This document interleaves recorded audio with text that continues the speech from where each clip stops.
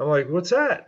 He's like, well, I'm going to be deployed again, and I don't need that for the next 2.5 months. And I want you to try that Torqueedo. It's on there.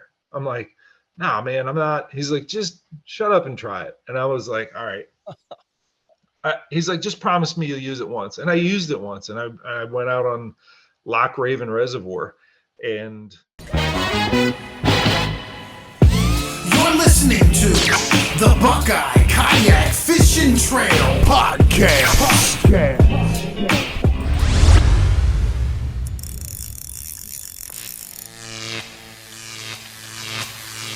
All right. Hey, everyone. Welcome back for another week. We've had a couple of really good episodes. At least that's what you guys told me in the comments. You guys haven't lied to me yet, I don't think. And you are in for a treat. I think I said it last week. You already know who's on here because you saw his name and you saw the thumbnail before you clicked. Jeff Little, how's it going, man? doing good, Billy. Thanks. I cannot thank you enough as I cut you off. We haven't even started yet. I already cut you off. But I cannot thank you enough for coming on here. I really appreciate it. Yeah, happy to be here. Yeah. I got home about 90 minutes ago, and I've been on the road as I usually am. Last week went down and did some filming with the editor for Bassmaster magazine. Rigged a kayak with him. James Hall has been the editor-in-chief for Bassmaster magazine for a quarter century, and he's played around with the Torqueedos before. And he needed some parts and talked to somebody in marketing, and they were like, Jeff, why don't you just go down and rig a new one with him? I said, all right, we'll do that. So rigged the 3 horsepower one, the ultralight 1103 on a native Titan 13.5. Okay. And then we got out on one of his, the private lakes that they have down there, and caught a bunch of 3.5 pound largemouth, and just went out for like 4 hours and just wrecked them. Gave him the footage so that they had that for their YouTube video on their channel. That was the install, and then the finished product, and then let's go out and catch some fish. So did that, and then I made it up to the Red Crest event, which is how Major League Fishing brands their championship. They have an expo like the Bassmaster Classic Expo, which I'll be going to in, I guess, about 8 days. I'll be heading down there to Knoxville. But we set up a booth there, and I think like Bonafide had a booth, and New Canoe was there, and Jackson Kayak, and some local dealers. Kayak Cushion was there. Tightline Anchors, they had a booth. So, I mean, the kayak fishing community showed up for the Red Crest show, and that was good. In between, I fished river smallmouth along the way. Put in the Hiawassee, went up into the Ocoee. That was not so great. Fished the Holston, totally smashed them. Fished a punch rig that I've been playing around with, 3/8 ounce punch rig and a Z-Man bat wings. I think I got 8 of them, 18 inches or better, and nothing over 20, but a lot of good quality fish. And then hung out with Jameson Redding from Jackson Kayak, stayed with him, and with Chad Brock, he's actually an Indiana guy, came down and worked the show. But with Jameson, he and I got out on the New River, and caught some good river smallmouth. So I fish as I go. I made the mistake my first year with Torqueedo of not doing that, and I was just like wound pretty tight. Like, I was miserable. And I figured it out. So how long have you been with Torqueedo now? 5.5 years. Okay. Yeah. But the last week of your life I mean, you just described like pretty much everyone's week. I work in retail, and that's pretty much what I did this week. I editor with Bassmaster and all the fish, and Right. a few hours on the lake and caught some 3 pound, whatever. But that sound, and then you recorded. I can imagine because you're um other than being like a really nice guy, you are a storyteller. You either have worked really, really hard at it, which I'm sure you have, or man, you've got like a gift, for being able to just record and kind of bring everyone in and let everyone know exactly what. So you recorded a lot, probably. Yeah, the the videos that are on the YouTube channel, I actually didn't get anything from filming with James Hall. I had a glitch with the camera. He got it. I uploaded it on his computer. When I went to do my project, it was like corrupt. I'm like, whatever. I don't need it. He's got the on the water footage of it, and they're going to produce a good video. But now I got a video on the Hiawassee into the Ocoee. I've published that. I published the one on the Holston. I've not published the one on the new, but I think I did a seminar at the Red Crest that I put out there, and a couple product reviews. I think the one that's up there now is like a stop by the St. Croix booth, but I have some other stuff, Yeah, you had as I get. But yeah, you had a rod on there. You were talking about a specific rod, and yep, we're yep. we're here in Ohio, so all these rivers that you're talking about, I know the names. I know what like amazing fisheries they are, but I'm thinking about, the GMR and the Big Walnut and the Big Darby. I'm thinking about these little creeks that, I mean, we love them. There are creeks, but you went to some really amazing places. I mentioned Ohio because in the Hobie event down in Caddo over the weekend, Ohio's own Jason Isaacs, he did really well. He got third place. Shout out to Jason. Cool. But he Right won on. he won a rod. He won a St. Croix rod, like a 650. He won a rod that I have no Did he win a business. Legend Extreme? I think so. It's like a That is a 7, something like a fast. oh, man. Yeah. Those things have like those, and then the Loomis NRX Plus both have like the telepathic connection to whatever the fish is thinking. Like you put a jig out there and you're like, there's one sniffing it. I know it. I mean, they're both super, super sensitive rods. So Oh, I love I'm it. excited though with like I'm always tinkering, trying different rigs, and I on the YouTube channel, it's the little stuff is the YouTube channel. I have a tackle crafting playlist where I do a lot with do it molds. I think I have one on there recent about modifying a do it mold, just freehanding with a Dremel tool and a ball mill attachment, and changing it to do something, to be a jig that, add features and put the soft plastic keeper on there. And I don't know, like I'm always tinkering. And Yeah. this last trip, like I picked up something. It was actually on the Ocoee. I don't know what made me mess with it. But I got this slip sinker, this it's actually a punch rig, a tungsten punch rig, so like a bullet weight but with a collar at the back that I'd already tied a skirt onto. So it's it's one part of a jig, but it's it's a punch rig. And then I put a little clacking disc. They called it like a Carolina ticker or something like that. Yeah. Yeah. Just a brass you put between the tungsten weight and the hook. And yeah, I put the little bobber stop ahead of it. And I put it on I put a small, like the smallest flipping hook you can get, and put the Z-Man bat wings on there. So like a chunk trailer. And it was automatic. Like it was like I've actually been struggling some with some hook sets with the football jig that I messed with all winter long. Reservoir fishing and I actually had a buddy. I fished some of the electric only lakes here in Maryland, and watched a buddy on one of my hand tied hair jigs bring a.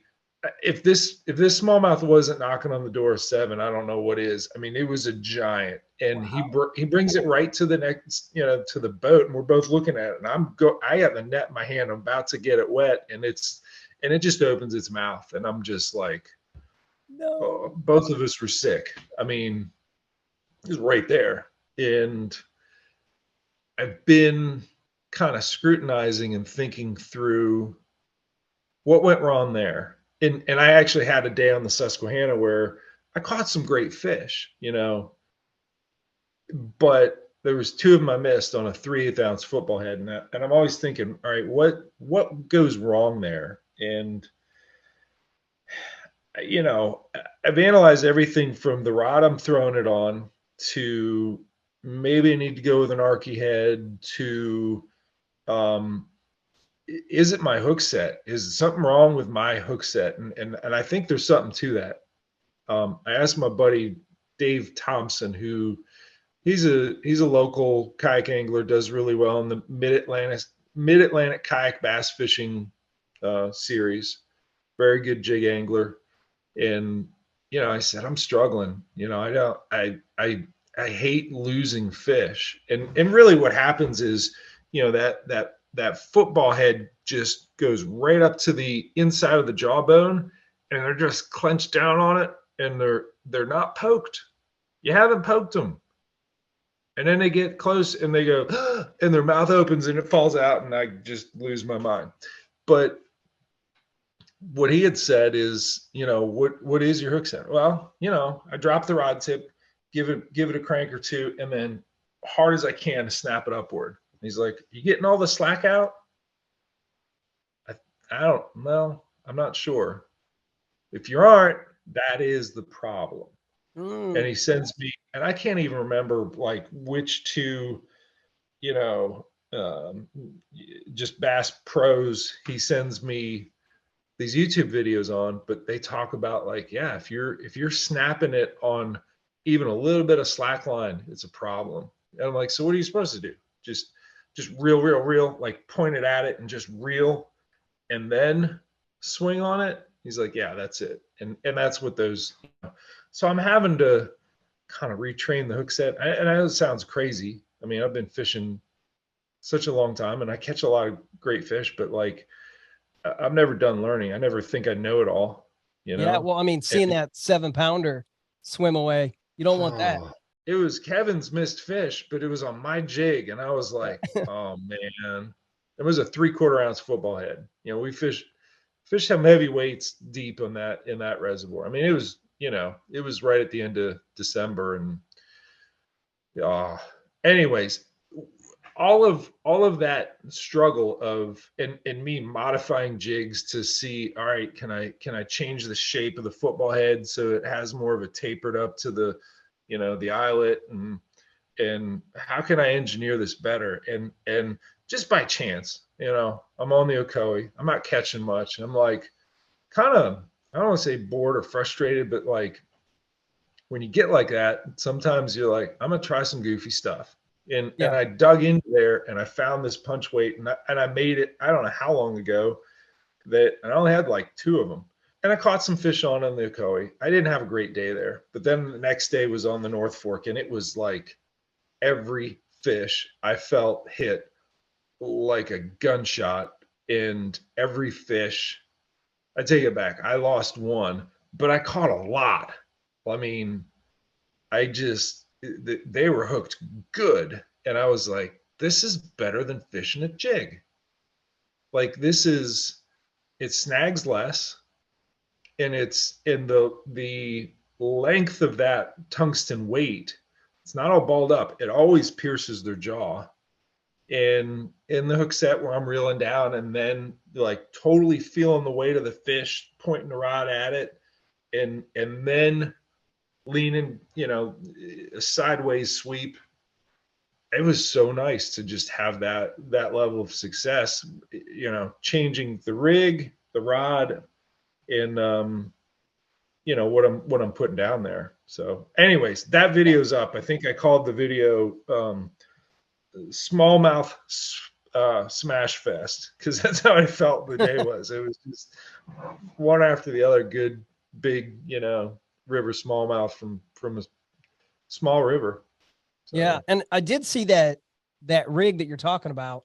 I remember that little ring that you had, the little brass, clacker or whatever it is. I remember seeing that and thinking, yeah, that thing is like 25 years old. Like, I got those discs like forever ago when I was trying to learn how to Carolina rig, and I think that's what it's for, is a Carolina rig to make some noise. But I was like, yeah, I'll mess with these sometime this winter. Okay, so I have to ask, because I did watch that video. You did a great job of putting that lure, like, I don't know if you did it like on your leg or on your kayak or something. You got a real clear shot of it. But I have to ask, what knot are you tying when you do something like that? I'm gonna go to your fellow, do we say Ohioan? Kurt Smits taught me the snell knot after he won the KBF national championship, and he does the snell knot with that tungsten bullet weight, and I've just adopted that, and that keeps your knot, on that flipping hook. It keeps your coils. I mean, it's just the line going to the eyelet, and you're not beating up your knot, because it's on the other side of the eyelet, and those coils are not going to be beat up by that. I mean, I don't think they get beat up by the disc, but it's just protected. Yeah, and I guess you could put a bead on it if you really wanted, kind of like a Carolina, if you wanted. Change it. We could. But the snell knot works for me. Yeah. In that situation. So and I think there's some videos where they pull them tight with the snell knot on a flipping hook, and they'll show where it pops up. And a lot of guys are like, it's going to be through the roof of their mouth, and you'll get, this percentage more hookup if you do it. And I'm like, I want to get in front of a big fish. That's what I'm trying to do. So, right. I love the idea. As you're talking, I'm kind of picturing this, on the football jig, I'm picturing this smallmouth with the football jig in their mouth, and they're not hooked, and you feel the weight. I can't imagine like a 7-pound, smallie swimming towards you, and you think you've just got it, and then it's almost like the smallie knows, like, haha, I'm going to wait till I get a little bit closer. Spit this. I don't think they know. I think they're just their adrenaline of, I've ate something and now I don't know what's going on, but I'm being pulled, and it's confusing, and I just found this food. I'm not letting go of it. I mean, their job is to put food in their mouth and not let it out. Yeah. And if that thing they think is food is a jig with a hook that has not pierced the roof of their mouth, and you have a bent rod, and I think the more you go into the bend of the rod, the less actual force is there, if that makes any sense. So I know from doing I'm going to say mid 2000s, I got into throwing swim baits, like big soft plastic, like 4 ounce. And I made a bunch myself. Like I would, we have white perch instead of shad in our reservoirs here in Maryland. Like that's what the smallmouth and largemouth eat. That is the bait fish, the schooling bait fish out in the open water. I caught a white perch and put it in the freezer between 2 bags of like frozen vegetables, like mixed vegetables or peas or something, to keep it flat. Froze it and took it out, cut its tail off, and then crazy glued a boot tail from a Matlore's bluegill, and made a water putty mold out of it, because I was like, it's got to be this shaped fish, the white perch, and made a bunch of like, with oxygen tubing, pass through, where you put the tubing through there. I think I weighted it on the bottom with like, I took egg sinkers and smashed them with a hammer and like made a little flap and crazy glued, whatever. I was making my own swim baits, but that big chunk of soft plastic, to be able to get that treble hook that's on the back underside to poke them, you have to do that. All right, he's got it in his mouth. He just hit it. You got to point the rod tip at him and just reel until you're going into drag, and then you swing back on him. And I mean, it is a hook, it is a swim bait hook set. There is a technique for that. And I learned that then with swim baits, but I think it's the exact same thing with the jig. And I've, have to unlearn jig fishing. That sounds crazy, but I'm like, I shared this with Jameson when I was hanging out with him down in North Carolina. He's like, man, you got me questioning, all this stuff too. And I'm like, well, I think every single person listening to this right now is going, wait a minute, what am I doing? I gotta get out there tomorrow. And well, not tomorrow, well, 30 degrees here, but yeah. I can think back to the seminar that I went to in the late 90s. There was a tidal largemouth and river smallmouth guide, jet boat guide here, did on the Potomac and Susquehanna. Ken Penrod was his name. And I went to his seminar in like the hotel ballroom of a, whatever Holiday Inn in Alexandria, Virginia. Paid like, $50 to attend this seminar. And I remember him in that seminar saying and demonstrating the whole like dropping the rod tip and then snapping it up. And it was on slack line. And I think of how many times I've done that and either broken off or had that thing, that jig go to the inside of the jaw and not poked them. I mean, it's not super common, but it's unacceptable. Like, and to think, and I think things got worse when I messed with the bigger football heads. Like that's a harder one to part their jawbones. So. Yeah, that 3/4. That's a big one. Yep. So we actually have a lot of. I want to shift gears a little bit because I'm really interested to hear something to get your opinion on something that we've talked about before on this podcast. But going into this time of year, I don't want to play around. I don't want people to get confused. And like I said, they might get tired of hearing me talk about it. But we're in Ohio. I mentioned how cold it was. And our first tournament is on Alum Creek on April 15th. For those of you that are not going up to St. Clair, there's no fish up there. Don't go to St. Clair. Stay here local, fish the local BKFT trail. And but I want to talk about spring, early spring, and the semi-dry suit and the precautions that just playing that I could flip today. Today could be the day where I go in the water. As you kind of get out, we're Ohio isn't known for these amazing lakes and rivers and all that. We have some big fish, but really what Ohio is known for, Lake Erie. I mean, it's world class. And a lot of people I think that I talk with, when they think of taking their kayak up to Lake Erie, no matter what time of the year, but definitely in the spring, they put those extra precautions into place with all their gear, if they're going out there, with the radio and everything. But talk to me like your opinion on why it's equally important at the local reservoir in April. So a year ago, I was with Chuck Earls out on Erie, and we were out in 7-footers, and the day before, he was like, yeah, I think we should be good. It's only getting up to about 22 mile an hour. I'm like, are you crazy? Like on the Chesapeake Bay, where you go striper fishing, it's like, kind of, if it's at 10 mile an hour, I'm 50-50. And when it gets to like 12 or 14, no, I'm not going.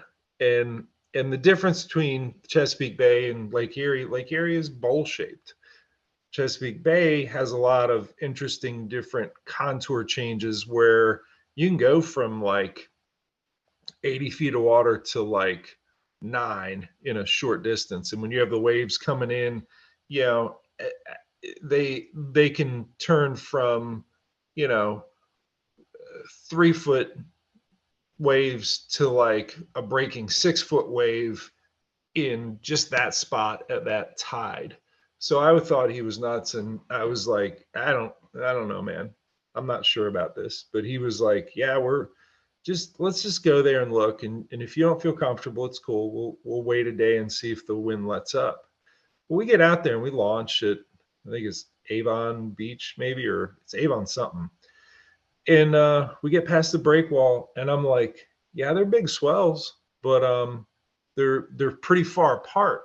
Like the frequency is totally different than what I'm used to on the bay.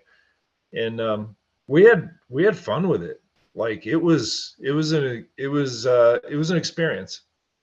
I enjoyed it. We did not catch walleye. It was not a successful fishing trip, but it was successful that I got to make a video and a whole bunch of like Instagram reels with us just doing stupid stuff with big, 7-foot waves. But I mean, we're obviously in that you're like, yeah, it's 37-degree water, and if you fall in, you get hypothermic and you'll die.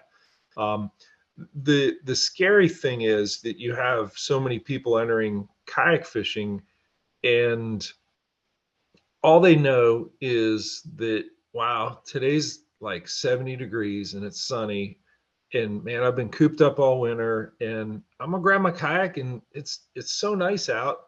Let's go. Let's get out on the river. And river's up a little bit, and they hit that first strainer and go in. They're in 43-degree water, and you're going to be hypothermic fast. And it's not that I don't want to describe hypothermia as like, oh, you get cold. I'm going to tell my true hypothermia story now. And fortunately, I was on land, and this was back when I was, I'm really glad I did a lot of my stupid stuff in kayak fishing when I was in my early 20s, because like 20-some-year-olds like will survive that stuff more often than not. But I will tell you, I've had 2 instances in my life where I've said it's been a good run, and that was one of them. I really felt, well, I'll get into it. I was on a week-long camping float trip with my buddy Rob. Went to University of Maryland with Rob, and we were out on the Upper Potomac. We did I think 67 miles on the Upper Potomac in a week, right? But partway through, like, we had stopped in Hancock, Maryland. If you look at a map of Maryland, especially Western Maryland, it's the little narrow part of the panhandle that looks like you could just like snap off, Garrett County, and the real narrow part in between West Virginia and Pennsylvania. That's the part of the Upper Potomac we were in. And it was early October, so it wasn't like it was winter or anything, but getting towards dark, the sky opens up and it just rains, and we got rain gear on, and we're fine. But like, we didn't get a real good chance to find a good camping spot to put up the tent. And we put it up where we were. Well, where we were and where we set it ended up being right where this rain that really picked up, cold front rain, was just running right through where we placed the tent. And the tent took on water, as we had tried to start a fire that evening to say, all right, let's at least warm up before we get in. And we're unsuccessful because everything was just drenched. So, but we get in the tent, and we just say, all right, screw it, we'll just go to bed. About 2:15 in the morning, there was water in the tent. Both sleeping bags were soaked. I had just balled mine up and just chucked it in the corner and grabbed a trash bag and put my lower half in the trash bag to try and keep whatever, and then my upper half, like I had a cotton, just a regular sweatshirt that got soaked. I took that off and I just put my rain jacket on. I was doing whatever I could to get the wet, cold cotton stuff off. I mean, it was blue jeans and a hooded sweatshirt. That's what I was wearing. I hadn't figured out, fleece and wool and all this, and making sure that your tent and everything else you got is waterproof. 2:15 or so in the morning, Rob, kind of rolls over in his puddle looking at me and mine and says, "We need to start a fire." And I just said, "Yes." And that was the only words we said until daybreak. The next, 4.5 hours were a lot of work. It was hell. I will tell you that I had this feeling right in the pit of my stomach that is similar to, I played high school football, similar to if you're on special teams and you're running down the field and like you just get leveled and you don't see it coming and you're just looking at the sky and you can't get your breath. And, coach runs over, grabs you by the belt and holds you up and says, "Breathe a little." It was that sort of like, oh, what just hit me? But it's not in a moment. It's over hours. You have this burning like anxiety and fear. And it's like, I have to do this or I will die. Yeah. It's fear of death. It's fear of death, and it motivates you, but you're motivated, but unable to do the tasks that you need. You lose your dexterity using all the wood that was out there was soaked. We had some cardboard that we were not lighting, and we were using knives to get down to dry wood and try to do shavings. I could hardly hold in fact, I kept dropping the knife, and Rob was doing the same thing. The dexterity to grasp the knife, to cut the outer wet bark to get down to the dry stuff was just not happening. The dexterity to use your thumb on the little wheel of the lighter was just not there. I ended up, like kind of rubbing it on the palm of my hand to try and get the sparks and like hold it with the corner, of my thumb and all right, I got a light there. And now I hold it next to the shavings, and even walking around, both of us had bloody knees by morning because we would trip and stumble over things. Like you lose your ability to really, pick your foot up over a root, and then you go down and then you get up. And your speech is just like, we didn't talk, but we were grumpy and just didn't really communicate beyond like agreeing we have to do this. The signs and symptoms of hypothermia are the umbles. You mumble. Your speech actually is slurred, like you're drunk. You stumble, like we fell down a lot. Like you're walking, you're operating your limbs is just impaired. You fumble, or dexterity with the knife and the lighter was impaired, and you grumble. You're just grumpy. Mumble, stumble, fumble, grumble. Those are the umbles. They're the signs of hypothermia, and you do resemble an angry drunk.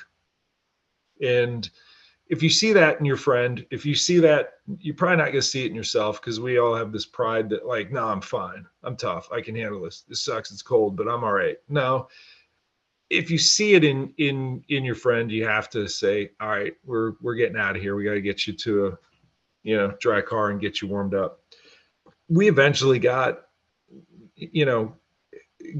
a fire started, and we sat around and the sun came up and like, I've never felt a campfire that felt so good. We put sticks up and put all of our clothing around it to let the heat of the fire just like get all the moisture out, all that cotton, and that was, I really felt at that, between 2:15 and 6:30 a.m. like, I got to keep moving, and everything is failing in what I'm trying to do, or else I'll die. I was on land. Yeah. Had I been in the water, I would not have made it.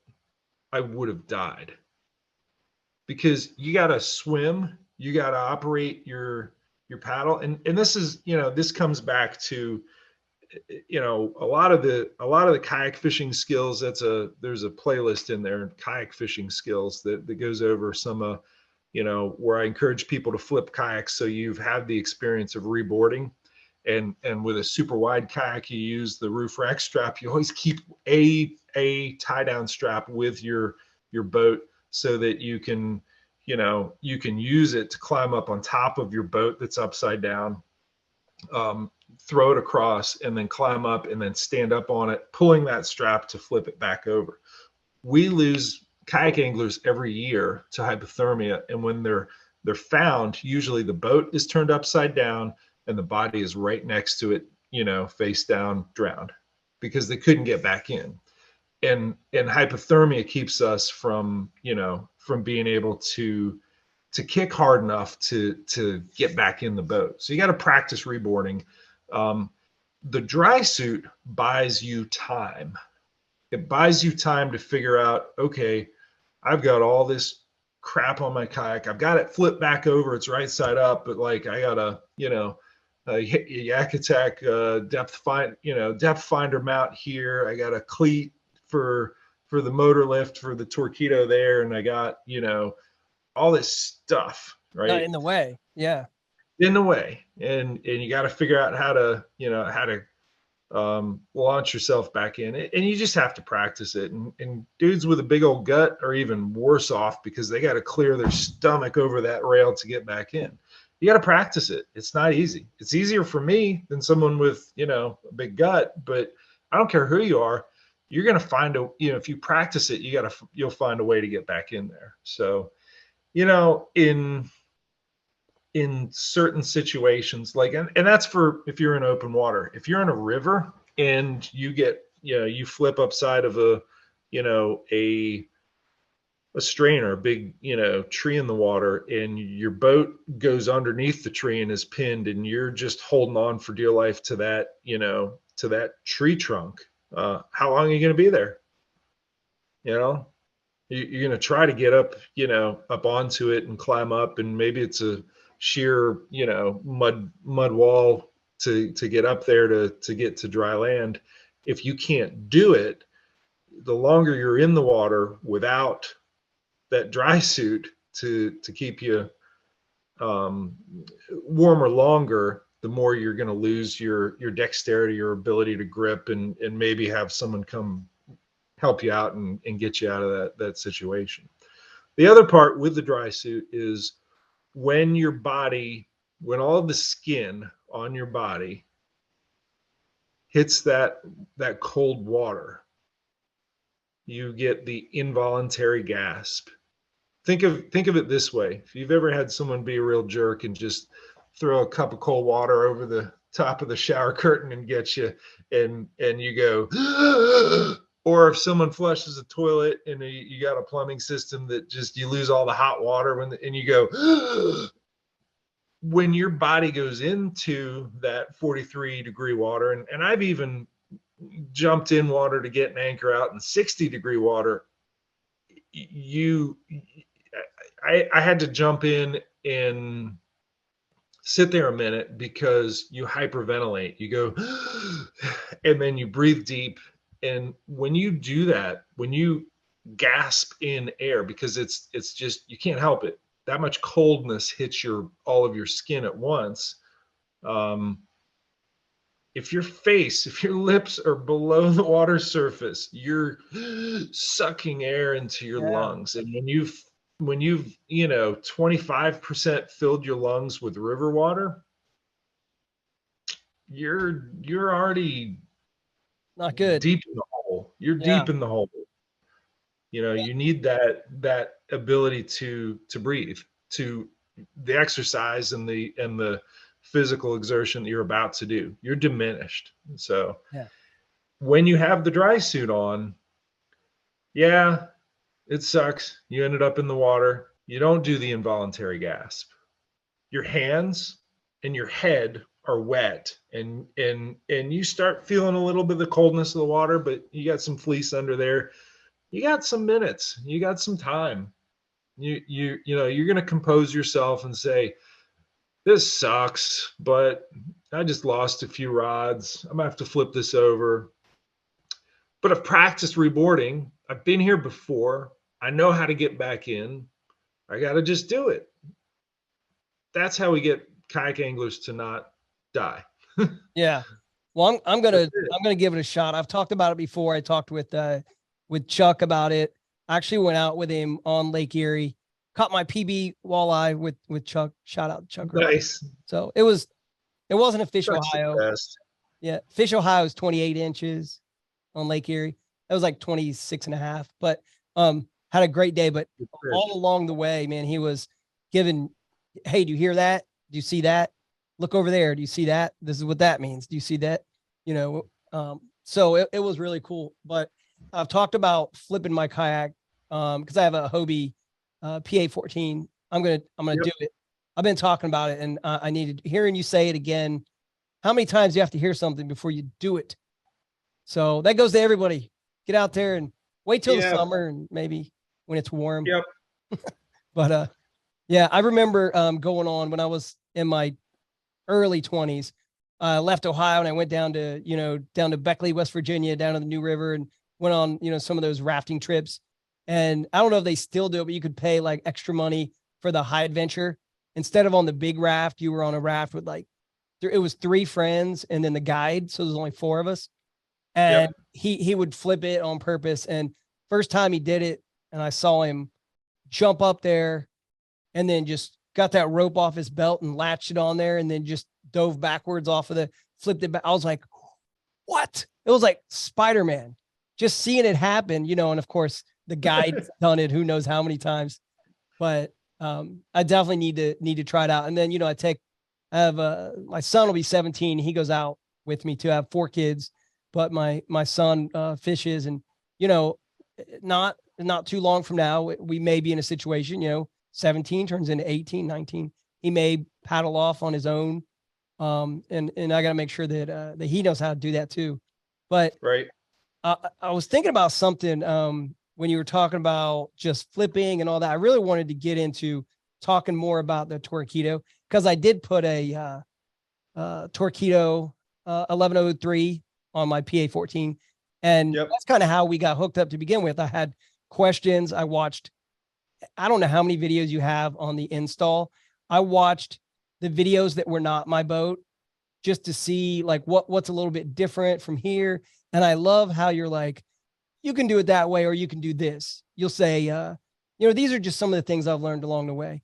So anyone, if you're watching a rigging video with Jeff Little, when he says, these are just things I've kind of picked up, like, that's where I'm always like, all right, let me write that down. Or if it's on YouTube, I'll do a screenshot of whatever you're doing in the moment.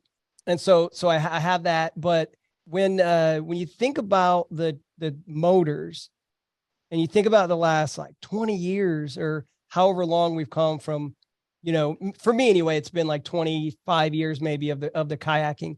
And it's almost like now a motor, if you have, I always call it like grown-up money, you have adult money, you can buy, you don't have all the crazy stuff, but you're into kayaking. And you know what? Dang it, I want a motor on my kayak because I can. I work hard and I want a motor on my kayak.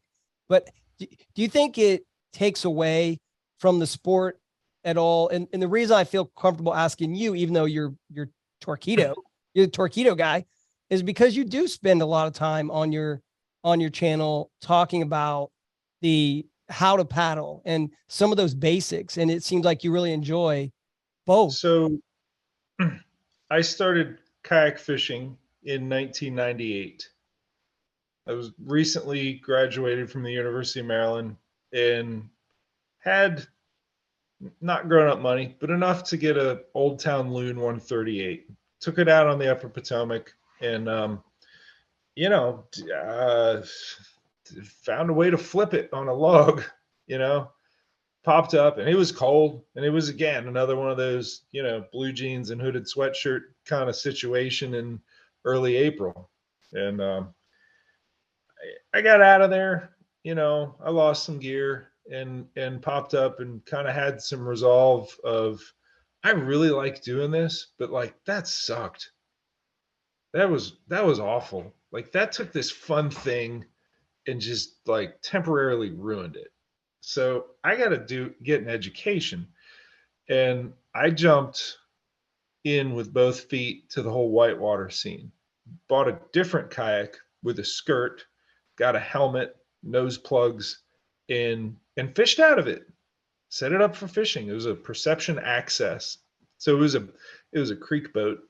It was a bigger volume boat compared to most whitewater boats, but it was a lot smaller than my Loon 138.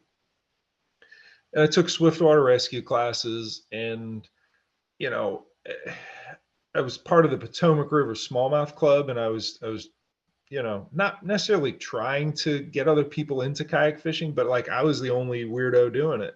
And there, there was a couple people who were like, that's kind of cool. Like, where'd you learn? I'm like, I don't know, I'm just figuring it out.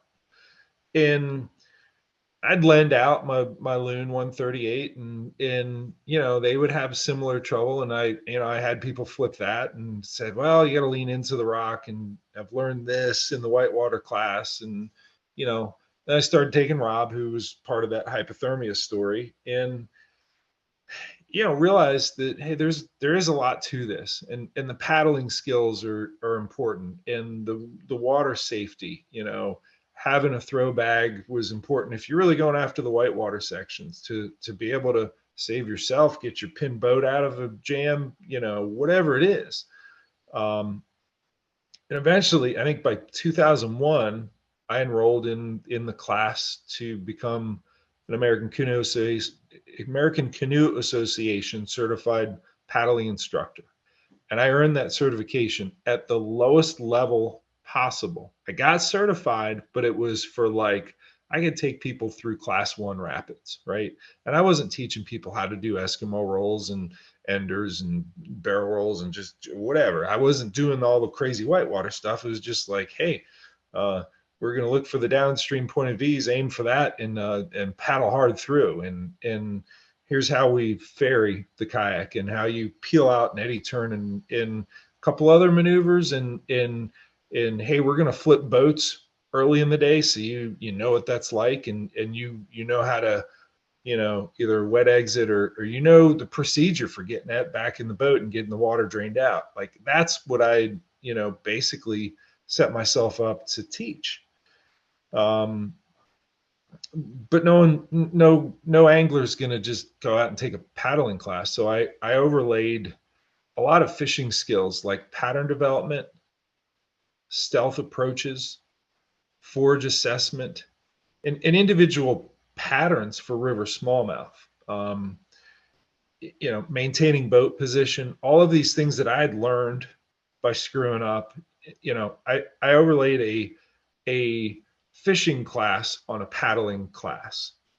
And that was the beginning of Blue Ridge kayak fishing. And I did the classes for free for a year, for guys in the Potomac River Smallmouth Club. And back then we had riversmallies.com, and I'd go down to the New River, and I did one on the James River, and I did one up on the Susquehanna, and just whoever wanted to show up and take my class, I figured it. I mean, I worked on my craft. And then for about 10 years, I taught people one-on-one. I was, you'd say a kayak fishing guide, but really I was teaching.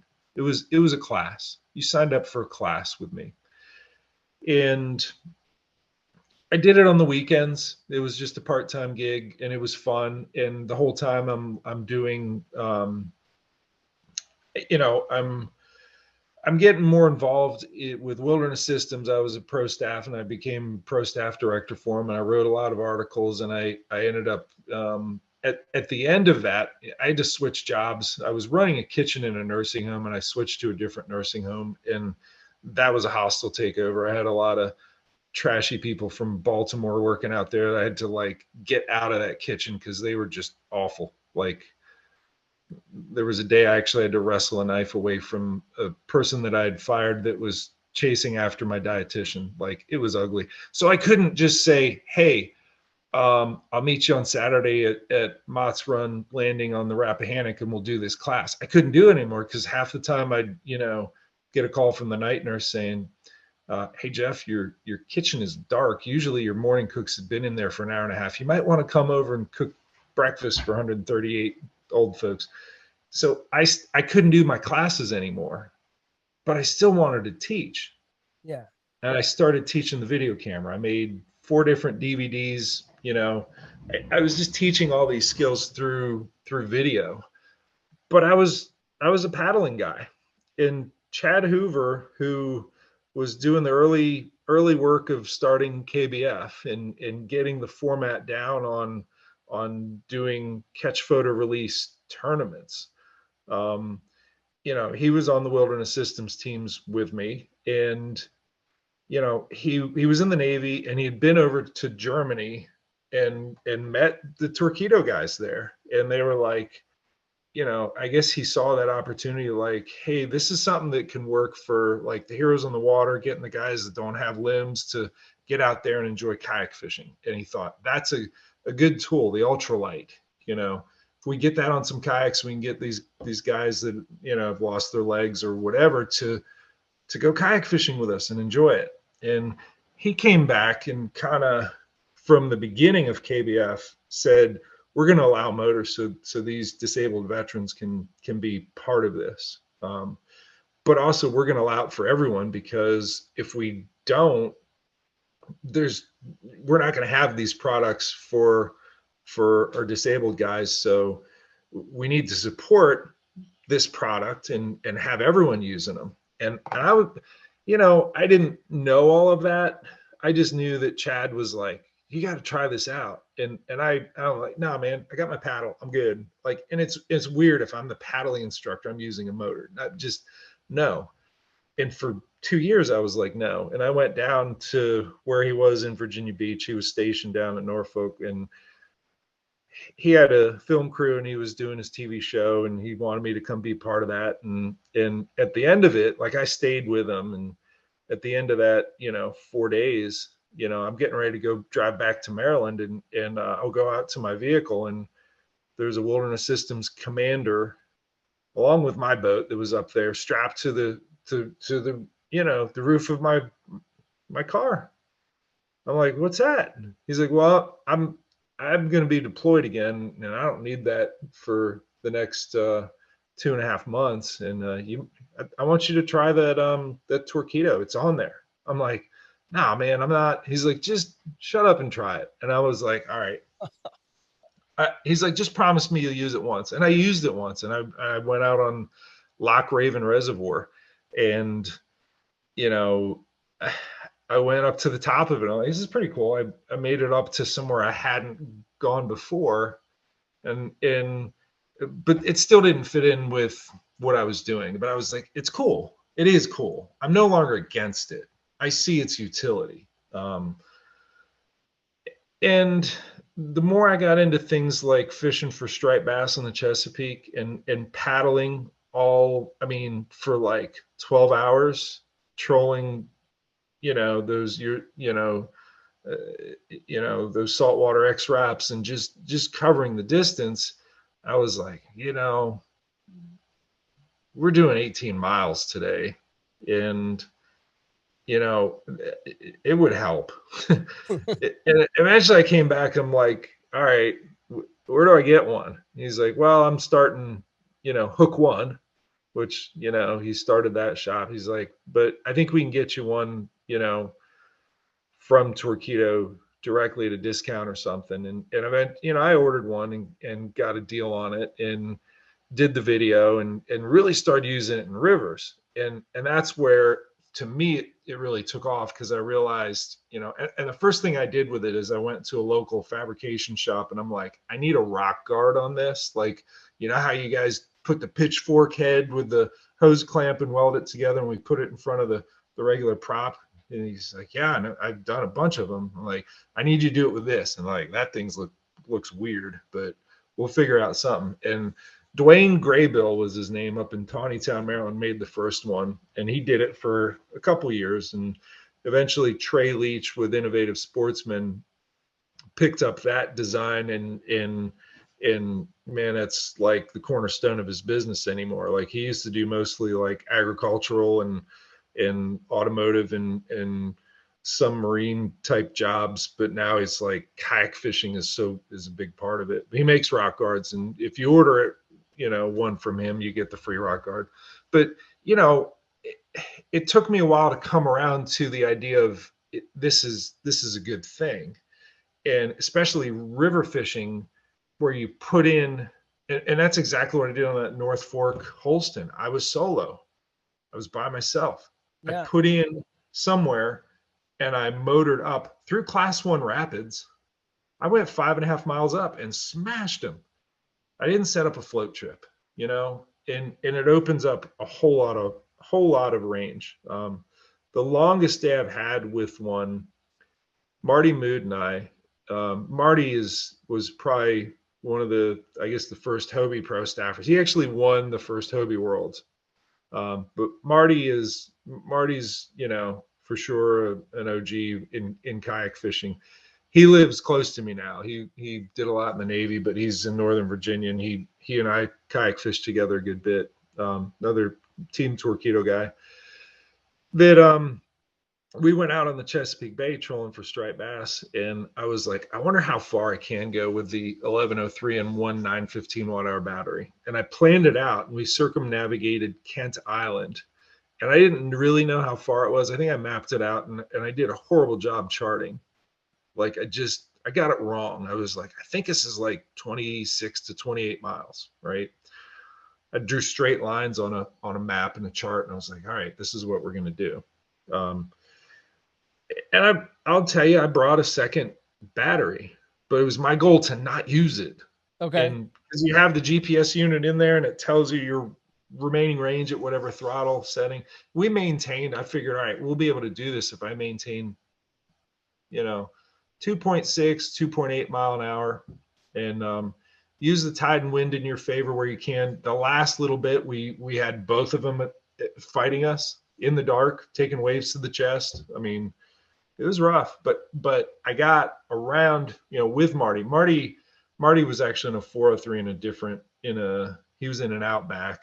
I was in a Wilderness Systems Attack 140, which is one of the most efficient boats there is with a Torqueedo. Anyways, we get to the end, and I had been tracking it on the Angler app. When I got to the end, I checked it and did end trip. And we had gone 41.8 miles, and I did it with one battery. Marty had to get the second one, but I did it with one battery. Did you have the Innovative Sportsman foot control when you on that trip? So I had the foot control steering, but I had actually worked with Wilderness Systems to develop one specifically for Wilderness Systems boats. And that's what I had on that particular boat. So there's 14-foot long boats that we seem to not make anymore. Long, skinny 14-foot boats are the ones that are getting 7.2, 7.4, 7.6 mile an hour with they just fly. And I feel like we've gone through with fishing kayak design, we've gone through a period, in the mid 2010s where we were making these performance-based hulls that were really nice to paddle. And if they're really efficient and nice to paddle, with a motor, they really zip along. And we stopped making those. And I think it's because the boats that sold were the ones that looked stable, the super wide, I'll never flip that. And I think we're still in that, but I think we're getting back to some boats that maybe have a little bit more secondary stability, like the Shoaly and the RVR. Even the Coosa X has, that good secondary stability. I hope we get into more of the big water boats that are longer and skinny, and people just learn how to lean the boat right instead of being afraid of flipping it all the time. But I was against motors at the beginning. Yeah. But then I got into it and realized that I can do really badass stuff with this motor. I can have crazy, I can paddle with it and at full speed and punch up through class 2 rapids and just keep going. I can cover over 40 miles in a day, and it's, I think a lot of people initially look at it and be like, I'm just being lazy. You think so? You don't think I have a physical day using that motor? Right. Out of Lake Erie?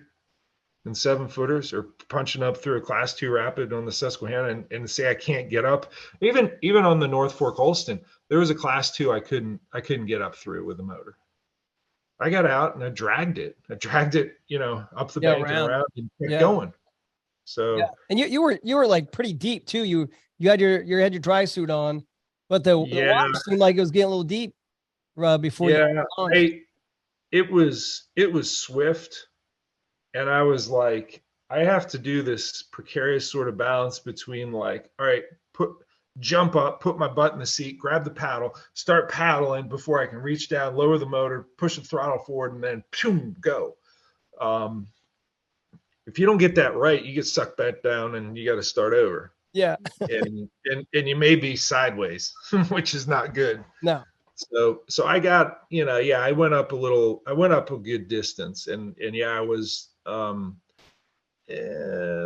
approaching waist deep, and then I hopped up onto a log or a stump or something that was up there, and I got in and went. But the motors allow you to do more than you would normally. That makes for some really fun days. Like even when I will tell you, in that video, most of the fish I caught,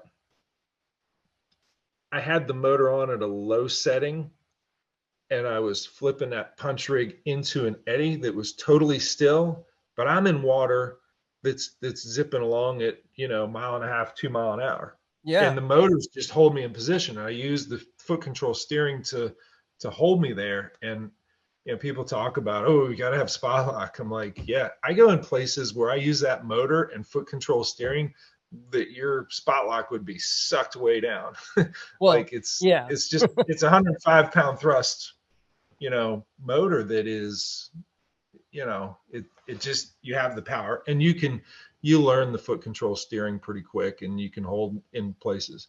But just treading water in a river to fish, the still part of that bank eddy, I could I do it with a pedal drive? Yeah, I probably, but my hand would constantly be down there touching the rudder instead of just hands on rod and reel.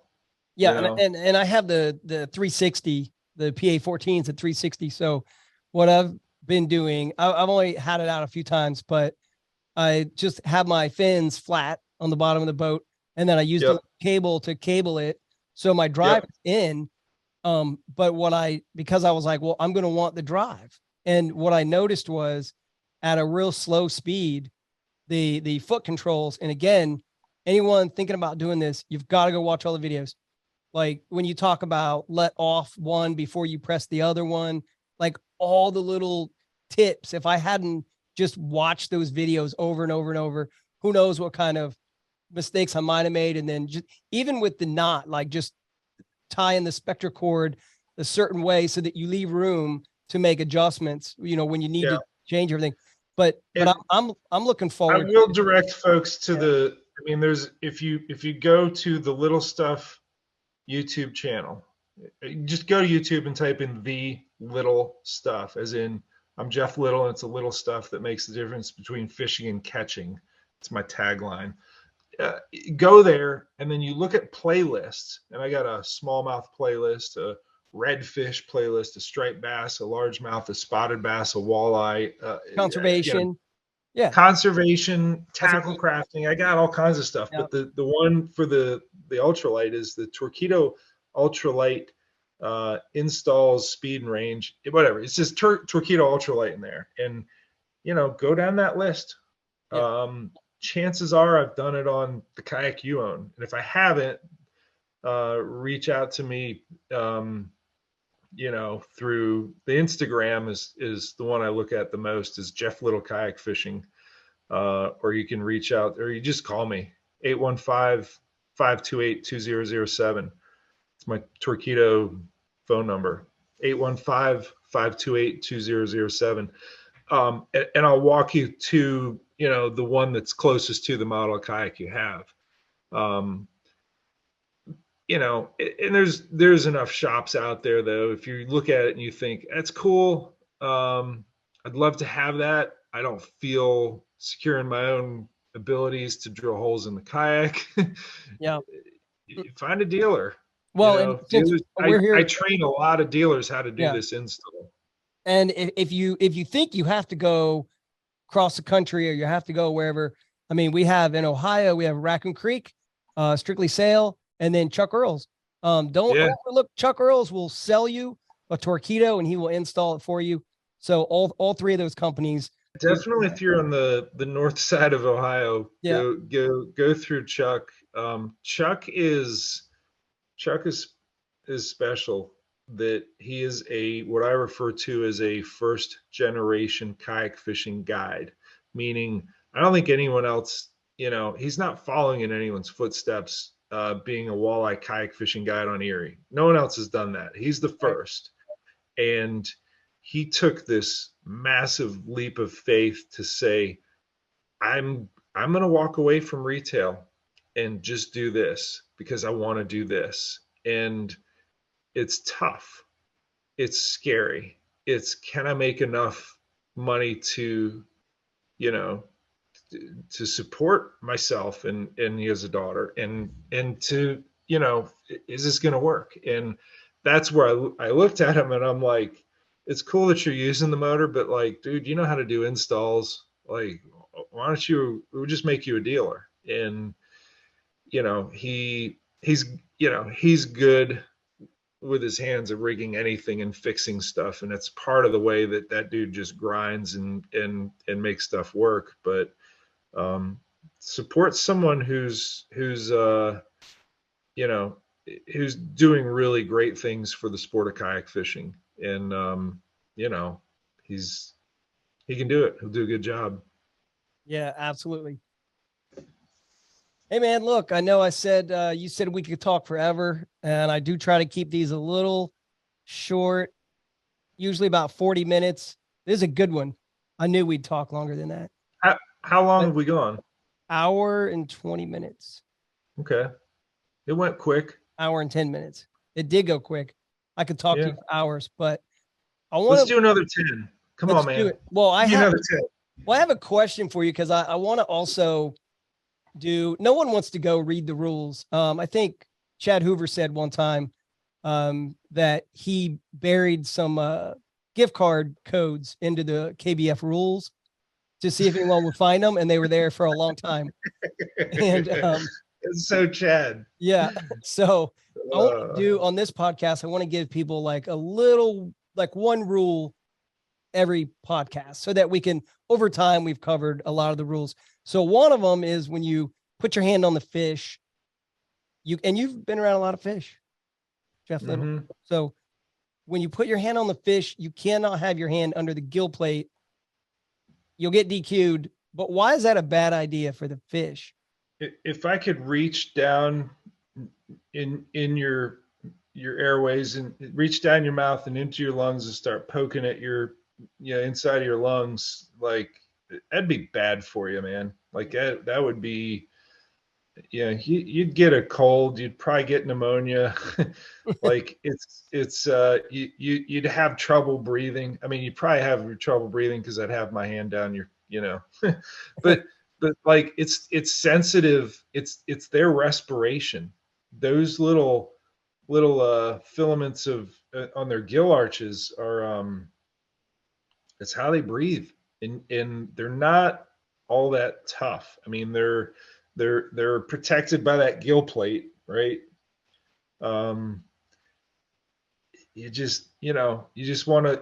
It's for the welfare of the fish, and it's catch, photo, release. We're releasing it so that we can all enjoy that fishery again and again and again, and that incredible 21-inch largemouth that got to that age. You want to keep that genetic material going in there, and if you're rough on them, it's the same thing with using rubberized net and minimizing how long you have them out of the water. It's a bunch of things, but yes, that is a fish welfare thing.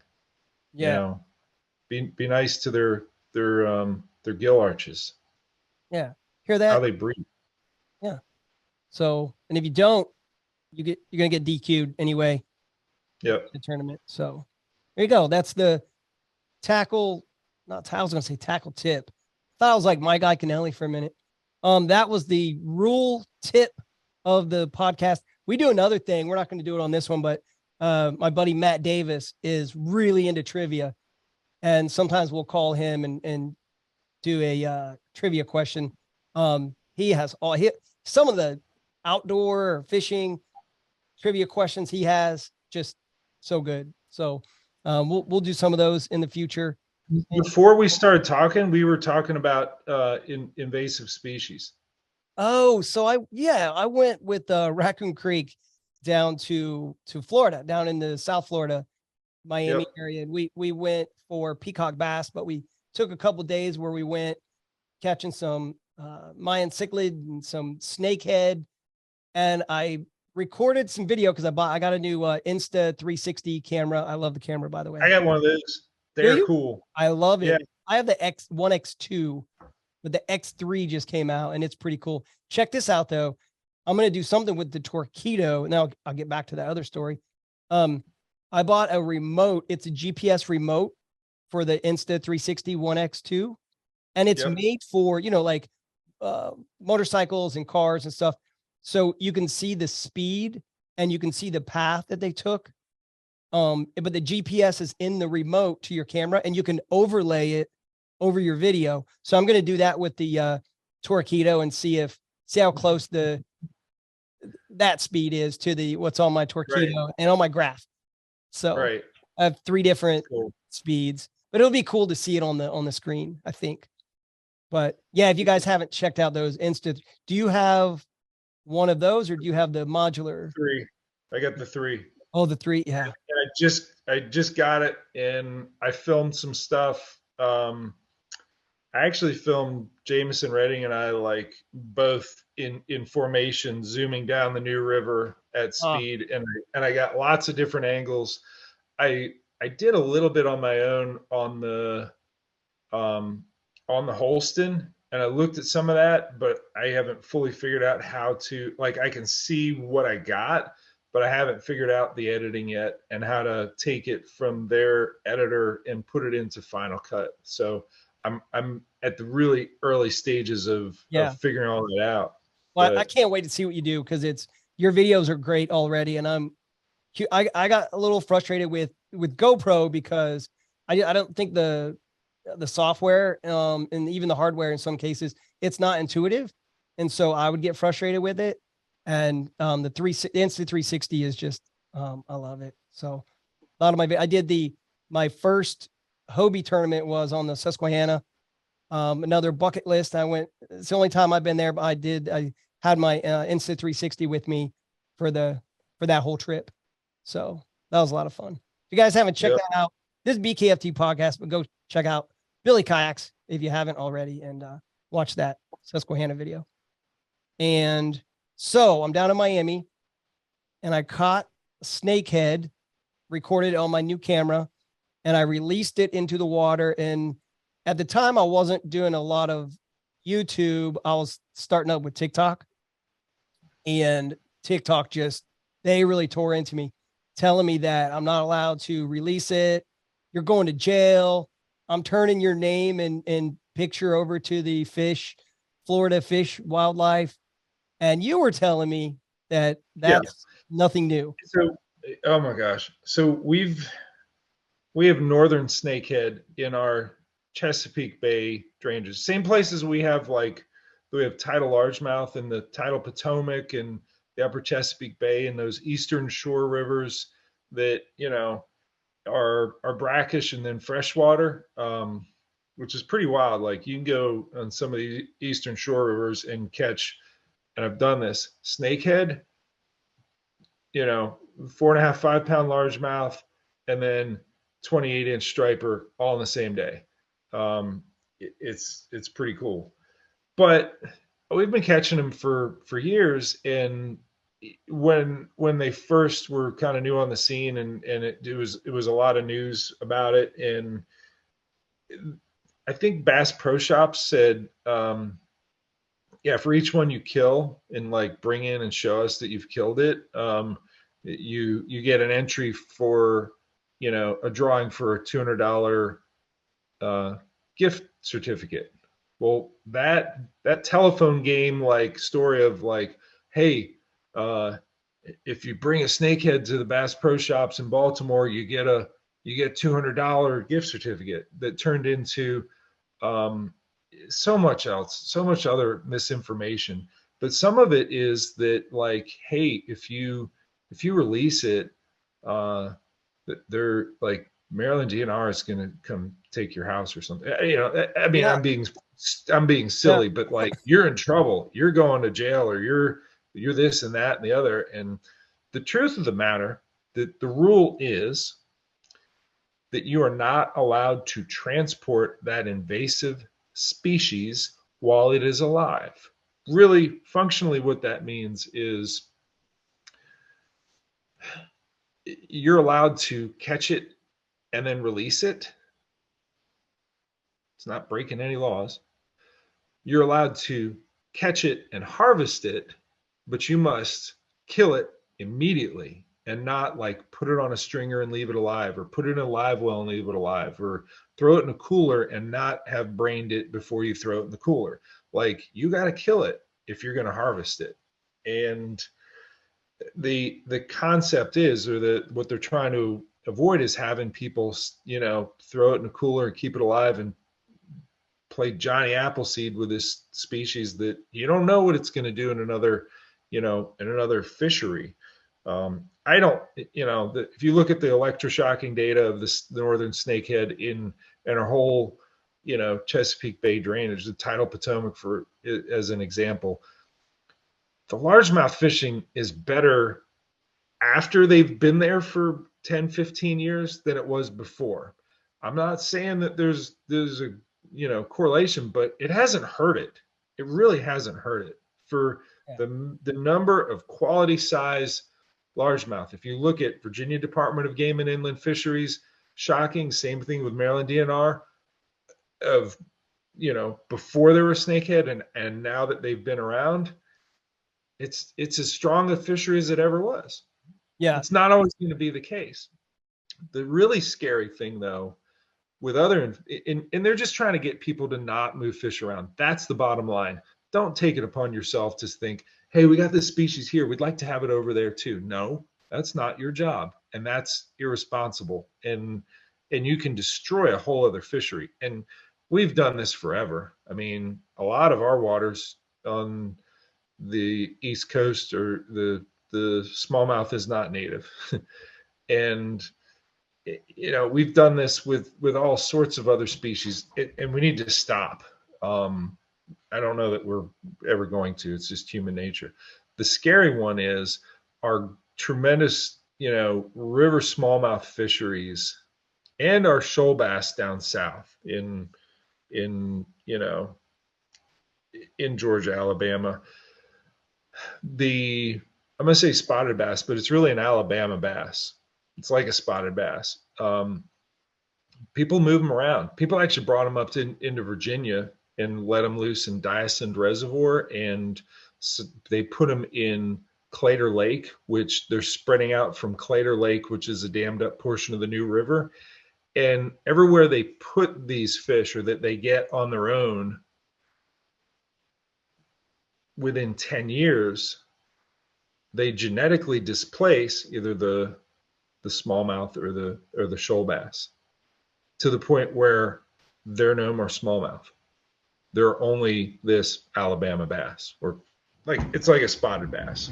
Yeah. So, and they're not, you know, they're just not as, I mean, they're fun to catch in their native range, and some of them get, you know, 18, 19, 20, you can catch them 21 inches, but you know, we have legitimate 6 and 7 pound river smallmouth in the New River right now that probably aren't going to be there in 10 years, because some foolish person took them from the Coosa drainage down in Alabama and brought them up 4081, dumped them in Clater Lake, which spreads out to, you know, Eventually, it goes, the new drains into the Kanawha, which drains into the Ohio. I mean, Not they're good. going to go wherever Yeah. they want to, and that's irresponsible. And to think of losing just amazing river smallmouth fisheries because someone thought, yeah, we need some of these Alabama bass up here in Claytor Lake. Don't do it. Yeah. What if it goes a little further up to the James, up to the Potomac? What if it ends up in the Susquehanna River? Wow. Yeah. Yeah. Not good. So don't move fish. Don't That's move them. it. That's right. It's Yeah. illegal, but you're not a biologist. Even the Yeah. biologists, shouldn't move them. Yeah. So, And also, number one, don't move fish. Number two, a little bit of research online, and I found out that the people yelling at me on TikTok were wrong. So do some research before you yell at BillyKayaks on the internet. I told one guy, he's like, you can't just put that back. I said, how's it going to grow to 40 inches if I don't put him back? So, nice. yeah, I had fun with it, but I'd rather not get into those conversations. No. So, yeah, it was a lot of fun. You also don't live in Florida, so you can. Yeah. Last year, that was I spent I told you I already have 4 kids. So I spend most of my time being dad. And I only recently got into the kayak fishing to the level it is now. And with the tournaments, this is all new to me. Maybe my pro angler is a 2020. So that's how new I am to it at this level. And so, and I'll be 47 this year. So last year was the first time that I went on 2 like amazing trips. The whole 20 years prior to that, I had been on, a couple trips in my life that were like that. And last year I went on that Florida trip for peacock bass. And then I went to the Susquehanna, and my buddy and I want to go back. Parker wants to go on a overnight camping, kind of a longer float. He's going to work out the details. He told me there's no bears. So I don't know. I think there are bears in Pennsylvania. There are, and there are mountain lions, and there are, Pennsylvanians with, meth problems. Well, Airbnb it is. We're going to have a great time, but we're going back I guess when I was there, it was last year, the Hobie one, the water was really low. So I'm kind of curious to go to the same spots that I went to. I want to see what it looks like now, or normal water level. If you go and it's really low, one of my playlists is inflatable kayaks. In inflatable kayaks, if you get the right one, like that's durable, and they're not all durable, but there are some good ones out there. Innovative Sportsman has the Osprey, and that thing is tough. I actually helped him design that, and it's double layered in some places. Sea Eagle, they're actually up on Long Island, New York. They make really tough, durable hulls that stand up to a lot of abuse, and usually it's fish fins is what you got to worry about. But I've had the Osprey for about a year, and I have not punctured it. I've had other ones and have had to patch them. I mean, you think of it in terms of like if you go mountain biking, and you're out on some single track in the middle of nowhere, you're probably going to have a little pump and a patch kit, right? It's the same thing with the inflatables. But the advantages of the inflatables is you go super shallow. Like I did a video with Trey that I released recently that says how shallow, and I did a really clickbaity title of will these be banned from kayak fishing tournaments? Like, no, they're not going to be banned, but it got people like, oh, I don't know. The advantages of those inflatables, especially on like shallow water fisheries like the Susquehanna, 2 1/8 inch is the draft you get. With most rotomolded boats, you get between 5 and 9 inches that you need. the freedom that comes from going from, we'll say 6 or 7 inches that you need to 2 1/8 is amazing. The other part of it, there's 2 other parts. One is that it's stealthy. Like you drop your pliers or you shift your seat, and the noise that transfers to that plastic hull goes out into that shallow water, and it spooks fish. All of that is absorbed in that inflatable hull, that 15 or so psi drop stitch flooring. It just absorbs your noise so you don't spook fish. And the other is the stability. Like, you ever try to drown a beach ball? No, but I can imagine.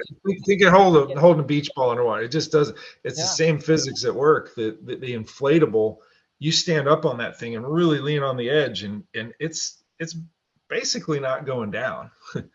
Yeah. So the ability to stand up in an inflatable kayak is stand up and sight fish, or even get through whitewater. You're going to stay upright. But that shallow draft for fishing the Susquehanna, that's some of where, I'd say Trey and I've, kind of looked at and said, we want to do better, developing something that can go shallower. And I've had other ones that I've worked with. Some of the NRS ones, I still have my NRS CUDA 126, and I love that boat. That thing, will spin like a top, super maneuverable. I actually put a stick steer on one and stand upright and motor with a Torqueedo. It's awesome. But Yeah. if you look at the inflatable kayaks playlist on the Little Stuff YouTube channel, you'll see some of that stuff. But Yeah, and there's think about it. Third reason too that you didn't get into. I'll say it. Everyone else is thinking it. There's some rules that have been changed recently in the kayak tournament world. So 3 inches of water, you're not breaking any rules if you float it on through there. Yep. Yeah. So that is really cool. You'll get to where the rotomolded boats won't. That's it. Yeah. Which we can do. Sometimes we can do that anyway, but you should see the bottom of my boats. Right.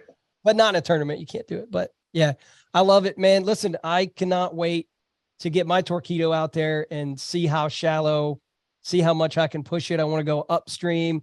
I want to go on those trips. I love fishing with my buddies, but getting out there on my own and not have to worry about having somebody come pick me up or paddling up and then, whatever. So it's going to be pretty exciting. And then, you talked a little bit about, I was trying to wrap it up and then now I'm just talking. You talked about the bow mount. When I was out with Chuck, I took on quite a bit of water on Lake Erie on my PA because the water's crashing over the bow of my boat. And I was thinking, I don't want to motor up there. There's too many other things I do. And so I'm just thinking, can I use the foot control steering, hold myself in place? That's what I'm looking forward to. But something else happened that I didn't anticipate.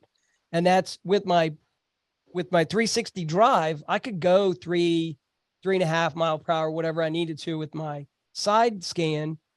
But now I just put that Torqueedo on and I have my side scan. I'm out there scanning and I'm not burning myself out. I'm not getting tired. And the image is cleaner. You can just change, it's so many things about it that I love. And so far I'm loving it. And thanks again for all the videos. Thanks for the stories. You guys check out the little stuff on YouTube. The playlists go on for days and days. It's a lot of really good content. And anyone else you want to give a shout out to or anyone you want to thank? I will just mention the Instagram account is Jeff Little Kayak Fishing. I guess I could go on sponsors and just say Yak Attack always hooks me up, man. They take care of me good, and they're always open to my suggestions on, hey, we need a product that does this. Z-Man, you'll see in the videos, they take care of me, but I have totally switched over to everything Elastec. I mean, I used to have a company called Confidence Baits where we would make, shoot our own plastics and sell it. And I got all those molds. I don't use them anymore because it's all Elastec is just, is critical. Boondocks landing gear, you're going to see out on all my boats to be able to access some of these places, quickly with all that gear, is nice. Anchor Wizard takes care of me. I have 2 of them on my Bonafide RVR, one on the bow, one on the stern. And for sure, NRS, I think I've had my Chinook for 4.5 years. There's nothing wrong with it. Keep my co-pilot knife right on there. And obviously the dry suit and all the other clothing is something that, for sure, will save my life many times over because I push it. I push my luck. And I'm never more alive Yeah. than when I'm pushing my luck out there in nature in all of the crazy stuff she can throw at us. I love, like being out there in 7-footers on Leary with, that was some of the most alive I've been in years. And you don't do that without the right gear. You just don't. So Yeah. that's it. I love it, man. Well, hey, everyone. If you didn't already, go check out BuckeyeKayakFishingTrail.com. I said it already. April 15th is our first event. We have online spring fling coming up. So check it out. Thank you, Jeff. Talk to you guys next time. Bye, everyone. See you, folks.